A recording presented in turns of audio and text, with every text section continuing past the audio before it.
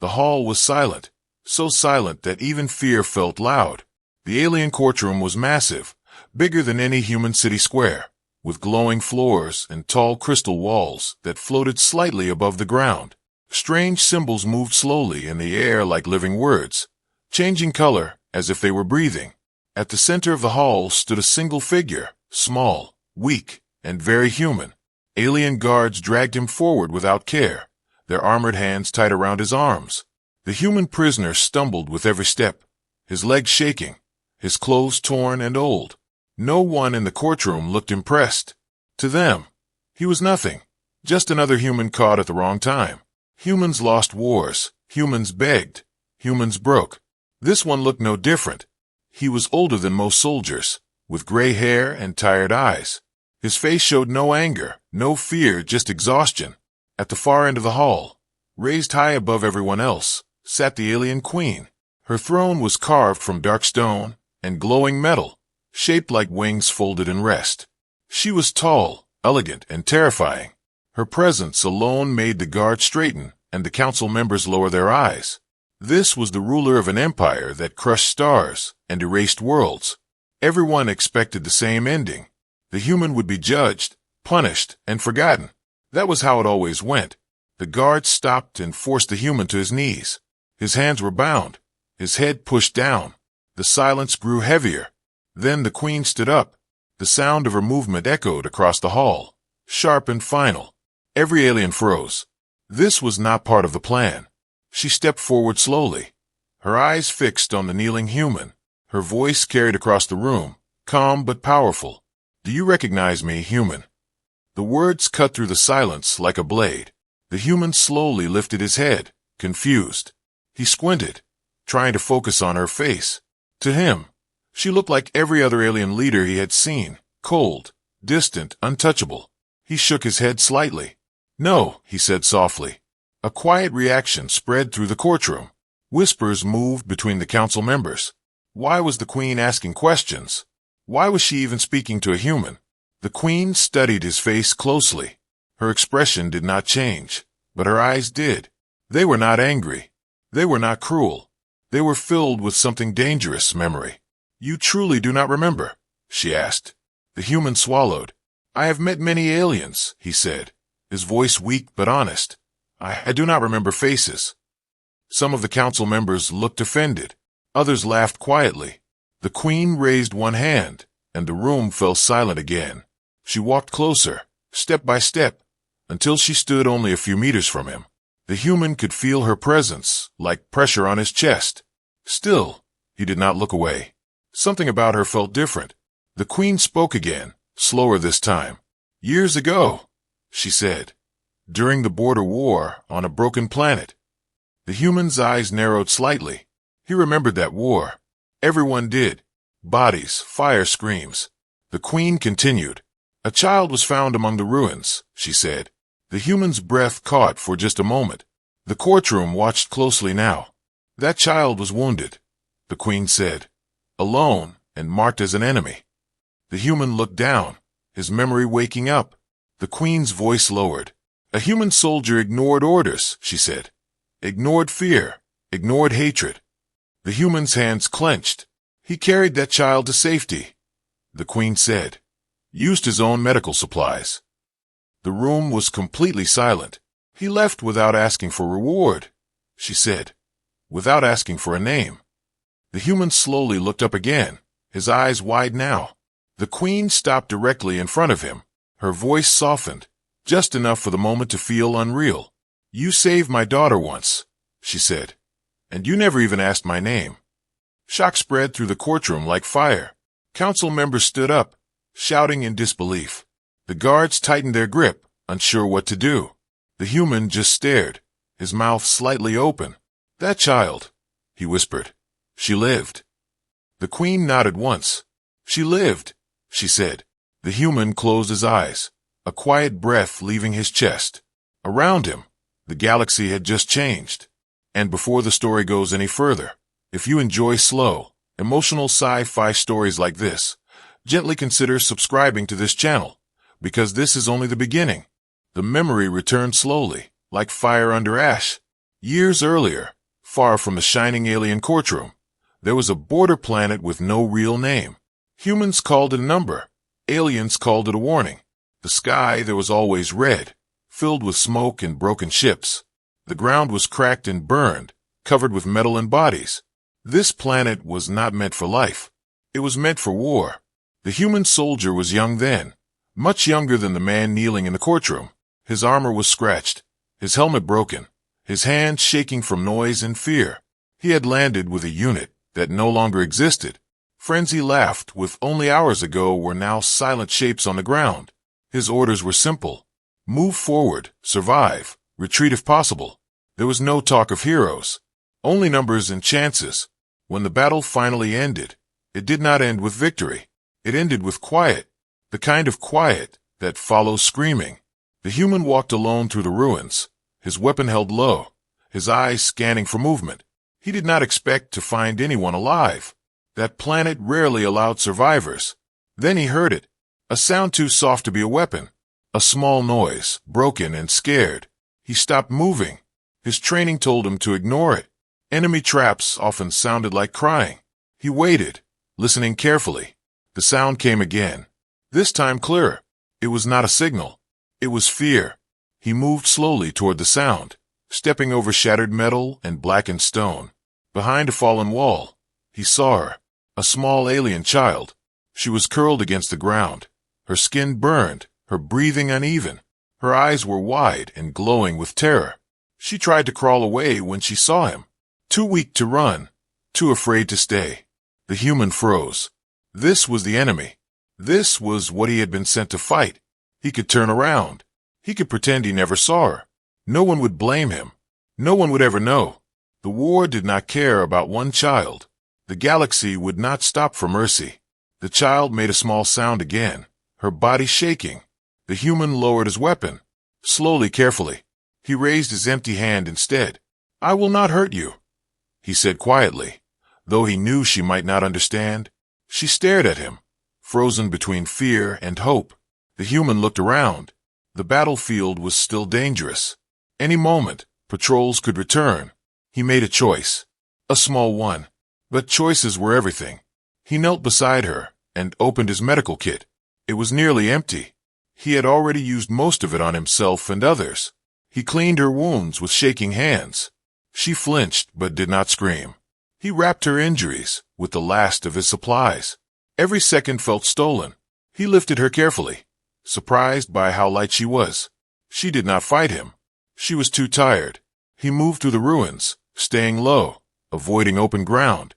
Twice, alien ships passed overhead. He hid until they were gone, holding his breath. Finally, he reached an old shelter, half buried but still standing.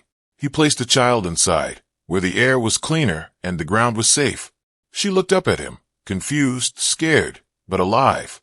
The human checked the entrance one last time. He knew he could not stay. If he stayed, both of them would die. He stood up slowly. The child reached out weakly, her fingers brushing his armor. He paused. Then he looked back at her. "You will be okay," he said softly. He turned and began to walk away. The child watched him leave, her glowing eyes following his shape until he disappeared into smoke. The human did not look back again. At the edge of the ruins, he stopped for just a moment. He whispered words meant for no one. "Stay alive, kid." And then he returned to the war, never knowing that the galaxy would one day remember that moment. The courtroom remained frozen after the Queen's words. No one spoke, no one moved. The Queen turned away from the kneeling human and faced her council. Her voice was calm, but beneath it lived something sharp and dangerous. "You see a prisoner," she said, "but I see the moment my life changed." The council exchanged uneasy looks. Alien history had no place for sentiment, especially not toward humans. From the day humans first entered the galaxy, they were labeled monsters. They were fast to fight, quick to adapt, impossible to predict. Human ships burned worlds. Human weapons shattered fleets. Alien children were raised on stories where humans were the darkness between stars. Cruel, emotionless destroyers. The Queen herself had believed those stories once. She had ruled with strength, logic, and distance. Until that day, her mind returned to the memory she never allowed to fade. The day she found her daughter. The child had been brought to her broken and unconscious, wrapped in strange fabric that smelled of smoke and metal. Alien healers spoke in panic, unsure how she was still alive. Enemy markings were burned into her skin, yet her wounds were treated with care. Medical work that did not match alien design. The queen remembered standing there, frozen, staring at the proof. A human had done this. Not to capture, not to trade, not to threaten, but to save. At first, the queen searched for reason. Humans always had reasons. Power, fear, profit. But there was no reason. No message, no demand, no trap. Just a child returned from death. That night, the queen made a choice no one knew about. She ordered silence. The story was buried. The report sealed. The truth locked away. And then she watched. From the shadows of her empire, the queen studied humanity. She watched their wars tear them apart. She saw humans fight enemies stronger than them, knowing they would lose. She observed soldiers write messages they would never send. Parents saying goodbye to children who would never understand why. She saw humans rebuild cities on ashes, bury their dead, then stand up again. Humans did not fight because they enjoyed it. They fought because someone had to stand in the way. The queen learned something her people never taught. Humans were not fearless. They were afraid every moment, but they chose to act anyway. Back in the courtroom, the queen's eyes returned to the human. He still knelt there, unaware of the storm moving around him. This one, she said to the council, represents his species better than any fleet. Anger broke through the silence. A council leader stepped forward, his voice sharp. Humans slaughter our kind, he said. They burn our borders. The queen did not deny it. Yes, she replied, and so do we. The room grew tense. We call them monsters, the queen continued, because it is easier than admitting we are the same. She stepped down from her throne completely now, standing on the same level as the guards. This human had nothing to gain, she said. No reward, no protection. He chose mercy when hatred was easier. The human looked up slightly, hearing her words, but not understanding their weight. The queen turned fully toward him. You forgot that moment, she said, but I built an empire around it. The council erupted in protest. Some shouted, some demanded punishment. Guards shifted, unsure whose command mattered now. The queen raised her hand, and silence obeyed instantly. Her voice dropped, colder than before. This court exists by my will, she said. No one will rewrite the truth, because it makes them uncomfortable. She looked directly at the guards holding the human. Her next words carried no emotion, only law. No one will touch this human. The command echoed through the hall. Guards released their grip slightly, frozen by the order. The council understood then. This was not mercy. This was judgment. And the galaxy was about to change because one human once chose to care. The silence after the queen's command did not last long. The alien council reacted like a storm finally released. Voices rose from every side of the hall, sharp and angry. Humans cannot be trusted. One council member said, they are unstable. Another shouted, they turn on allies. A third added, they bring war wherever they go. The words hit the air like weapons. The human listened quietly, his head lowered again. None of this was new to him. He had heard these accusations his entire life. On battlefields, in briefings, in broken cities. Humans were always the problem. The queen allowed the council to speak. She watched them carefully. Their fear was honest, but fear often pretended to be wisdom. Finally, she raised her hand. The noise died instantly. Her gaze turned to the human once more. You have heard what they believe, she said. Then she asked the question that had lived inside her for years. Why do your people always fight, even when you know you will lose? The words echoed through the hall. Every eye turned to the kneeling human. For the first time, he was being asked to speak for his species. He did not answer immediately. He took a slow breath. Memories rose uninvited. Friends laughing before missions. Names written on helmets that were later carried home. Planets that once held oceans, now silent dust. He lifted his head. His voice was rough, but steady. Because someone has to stand there, he said. The council reacted with confusion. That is not logic, one alien replied. The human looked up fully now, meeting their eyes. We are not logical when people are behind us, he said. The queen leaned forward slightly, listening. The human continued. I was not born a soldier, he said. I had a family. I had a home. They are gone. The words were simple, but heavy. I fought on worlds that no longer exist, he said. I buried friends whose names were never recorded. I followed orders that saved millions and still felt like failure. The council watched in silence. This was not the speech of a hero. There were no proud words, no promises of victory. I am tired, the human said. My people are tired. But when something stands in front of us and those behind us cannot run, we stand. The queen felt something shift inside her. This was not bravery as her people understood it. This was endurance. The human lowered his voice.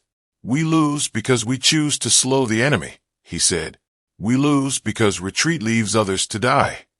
We lose because sometimes losing time is the only way others survive. The courtroom felt smaller now. The council members shifted uncomfortably.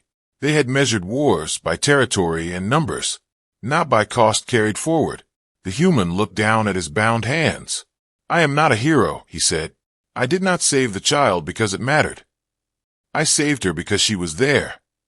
That is all. The queen stepped closer, her movements slow and thoughtful. She looked at the human not as a ruler, but as a witness. How many like you exist? She asked softly. The human shrugged slightly. Enough, he said. That answer frightened the council more than any weapon. Enough humans willing to stand, even when the galaxy crushed them. The queen straightened, her voice losing its edge. She turned back to the council. You call this weakness, she said. You mistake exhaustion for failure. Her gaze softened as she looked at the human one last time. Then humanity is not weak, she said quietly. It is tired. The words settled into the room, like truth finally spoken. And for the first time, the council had no answer. The queen stood in silence for a long moment, letting the weight of the truth settle. The council waited, tense and uneasy. They expected punishment, orders, perhaps even war. What they did not expect was confession. The queen turned slowly, her cloak of light shifting with her movement. There is something you were never told, she said calmly. The council leaned forward. Secrets at this level were rare. The Empire did not stop attacking humans because of strategy. The queen continued. It was not fear. It was not weakness. The room grew colder. The queen's voice sharpened. It stopped because I ordered it to stop. Shock rippled through the council. Several members stood up at once, shouting in disbelief. You overstepped your authority. One cried. You endangered the Empire, another said. The queen did not raise her voice. I protected it, she replied. She walked slowly along the edge of the court, her eyes moving from face to face. Years ago, she said, after my daughter was returned alive, I learned what debt truly means. The council froze. Debt was a sacred word among her people, a binding force older than law. A human showed mercy without profit. The queen said, he saved a life that meant nothing to him. That act created a debt. The human prisoner lifted his head, stunned. He had never thought of it that way. For years, the queen continued. Every fleet request, every border strike, every proposed invasion. I delayed them. I redirected them. I denied them. The council realized the truth too late. The Empire's quiet borders, the paused wars, the unanswered attacks. They were not peace. They were payment.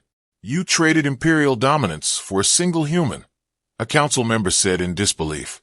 No, the queen corrected. I honored a principle. She stopped and turned sharply toward the human. This one never asked for reward, she said. He never demanded recognition. He forgot. That is why the debt grew.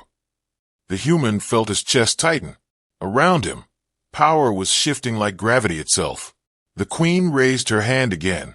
By ancient law, she declared, a life saved without demand creates obligation. The obligation remains until balanced. The council erupted in panic. Then the dead is infinite, one whispered. The queen nodded once. Yes.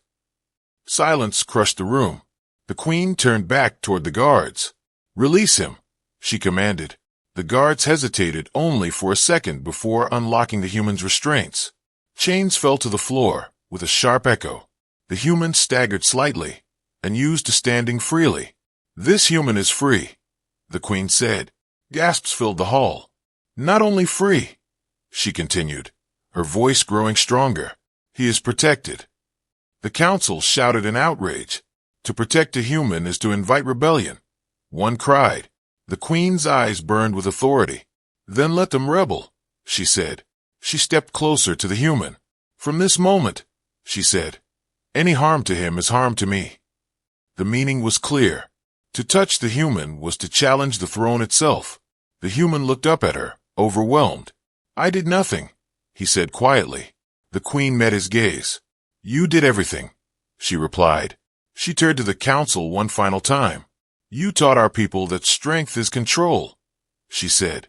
This human taught us that strength is choice. The room trembled as ancient systems updated, orders shifting across the empire, protection signals activated, fleet commands paused, history rewriting itself in real time. The queen straightened, her voice carrying across the galaxy. Today, she said, the galaxy will learn who humans really are. And far beyond the courtroom, the stars seemed to listen. The decision did not stay inside the courtroom for long. Across the alien empire, signals spread faster than fear. Screens lit up on distant worlds. News streams paused entertainment and trade. A single headline repeated again and again. A human has changed imperial law. At first, no one believed it. Alien media questioned the source, questioned the meaning, questioned reality itself. Fleets stopped mid-movement. Commanders stared at updated orders they never expected to receive. Protect the human. Do not engage.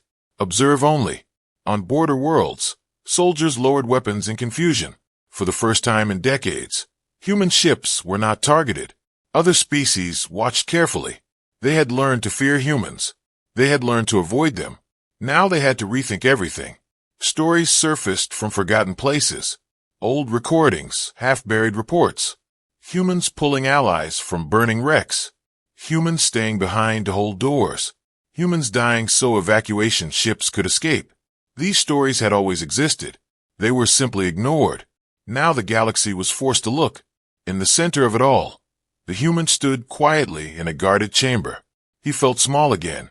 The noise outside was too big to understand. He sat alone, hands free, still unsure if this was real. I did nothing special, he whispered to himself. The guards outside did not answer. They no longer looked at him with hatred. They looked at him with uncertainty. That frightened them more. The queen watched the galaxy respond through layered displays. She saw anger, fear, disbelief. She saw something else too. Curiosity. Other species began sending requests. Questions about humans. Requests for contact. Requests for stories. The image of humanity was changing. Not because of power, but because of choice. The queen turned away from the screens. There's one more thing, she said softly. The guard stepped aside. A door opened behind her. The human looked up. A figure entered the room, tall, calm, confident. Her presence felt familiar in a way he could not explain. She walked toward him slowly, her step steady. Her eyes glowed softly, no longer filled with fear. She stopped a few steps away. The human stared, his breath catching. Memory moved through him like lightning. Red sky, broken ground, glowing eyes in the dark. It cannot be, he whispered. The queen spoke from behind her. My daughter, she said. The human struggled to stand. The woman nodded once, respectfully. She was no longer a child. She was strong, trained, and clearly royal. Yet when she looked at him, there was no pride, only recognition. You left without looking back, she said softly. The human swallowed. I thought you would be safer if I was gone, he replied. She smiled slightly. You were right, she said. She stepped closer, close enough for him to see the faint scars on her skin. Scars he remembered treating with shaking hands. I remember your voice, she said. I remember your hands.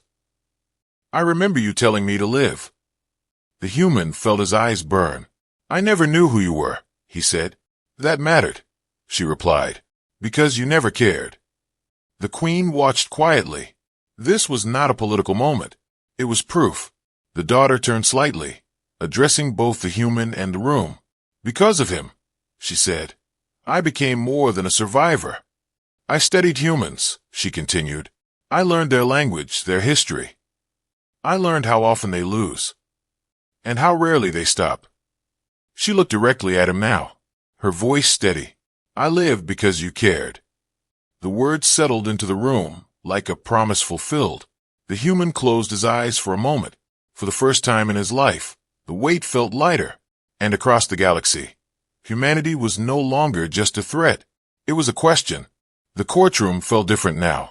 Not quieter, but calmer, as if something old and heavy had finally been set down.